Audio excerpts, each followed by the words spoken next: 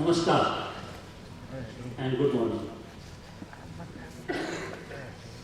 I am very happy and warm to welcome all of you from different parts of the world at this 12th edition of Global IP Convention here at the city of New Delhi, the capital of India, and at this iconic Vigyan. I also welcome all the distinguished guests on the dais, Justice Pratibha Singh, Judge Delhi High Court, Dr. R.S. Sondhi, CEO of Amul, and my other distinguished guests on the dais, Sri Chief Guide, Dr. Stephen Sohe, Mr. Hari Subramanian, Sri Praveen Anand, Dr. Malati Subramanian, Dr. Saurabh Khemani, and Sri Hemant Singh. I convey my warm welcome to all of you for your gracious presence at this Global IP Convention to share your wisdom and knowledge in our endeavor for building a strong IP ecosystem for promoting innovation, science and technology. Friends, the theme of this convention is disrupting innovation and rethinking IP. Disrupting innovation refers to a technology or service whose application significantly affects the way a market or industry functions. It displaces an established technology and sets up the industry or a groundbreaking product that creates a completely new industry. There are typically four types of innovations: incremental, disruptive, architectural, and radical. There are more ways to innovate than these four. However, disruptive innovation has occupied the central stage in the growing world of technology and application. Harvard Business School professor Clayton and Crystal coined the term for the first time disruptive technology in his 1977 best-selling book, The Innovator's Dilemma.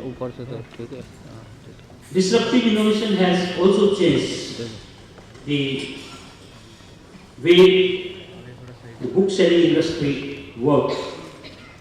Unleashing of the internet completely restructured the book-selling industry. The big book-selling chains lost out to Amazon because it could display its inventory without having to own a physical store in every town and then ship the book to the buyer's location or home. Airbnb is a classic example of disrupting product. At the start, Airbnb allowed you to sleep on an airbed in some random person's living room for really low price. But today we know Airbnb has become the biggest chain for booking the hotel, larger than any big hotel around the world. Some other examples of disruptive innovations are Alibaba in retail, Uber in the field of hiring taxi, Tesla in electrical vehicles, Google in search engine, Facebook and Twitter in social media, and Apple in the field of personal computer and digital music. From advanced robotics to artificial intelligence, these are the leading examples of the most disruptive technology in the world. Some of the emerging examples of disruptive technology in the world today include artificial intelligence, the Internet of Things, space colonization, 3D printing, medical innovations, high-speed travel, robotics, blockchain technology, automated vehicles, advanced virtual reality, and renewable energy.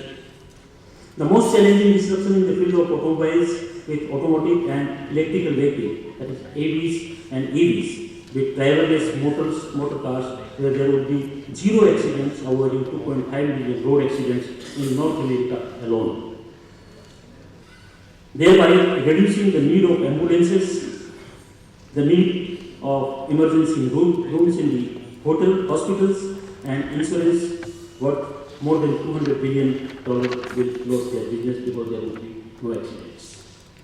I hope our learned speakers from all over the world, along with interactions with more than 500 delegates and participants, will bring new ideas to resolve several critical issues in the field of IP for the various complexities arising out of disruptive innovation. I would like to conclude in brief by saying that each stage of industrial evolution, beginning with the steam engine to electricity to computers and now artificial intelligence, there have always been disruptions and creation in the evolving phases of science and technology. I am hopeful that disruptive technology and disruptive innovation in the present era of knowledge will bring healthy improvement in the science in the society in years to come. In case of India, the disruptive changes will help agriculture and manufacturing sector in a big way to make Indian products and services more competitive and will enable in New India to achieve the growth target with a robust economy of $5 trillion by the year 2024-2025 as to the dream of our Honorable Prime Minister Mr. Narendra Modi. But I believe that if we take the full advantage of IP innovation, then not only 5 trillion, I feel that we can achieve the target of $10 trillion and become one of the largest economies in the world. With these words, I convey my sincere thanks for your continued support and guidance to keep the wheels of GIPC moving and bringing improvement in discussion and deliberations year after year. Charai beti, this is the principle of our ethics and we follow it. So we are really, especially therefore, thankful to Honorable Justice Pratibha Singh for chairing today's inaugural session, and also have pleasure to acknowledge that Sri Narendra Sabharwal, Mr. Narendra Sabharwal, he is here.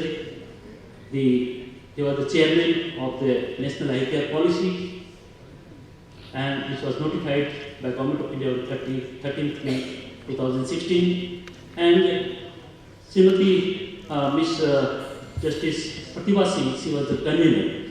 So the two pillars of building up this national IPR policy, they are present with us, and then they work under the guidance and leadership of Mrs. Nirmala Sitharaman. She will be here with us during the day. So with this, I feel that India will be able to develop a strong IP ecosystem, which means lot of creation, protection, enforcement, commercialization, and not what the bottom of the pyramid is the IP awareness, and Global IP Convention is dedicated to this effort of creating awareness throughout the country by organizing this Global IP Convention year after year with your support and guidance. So thank you all very much.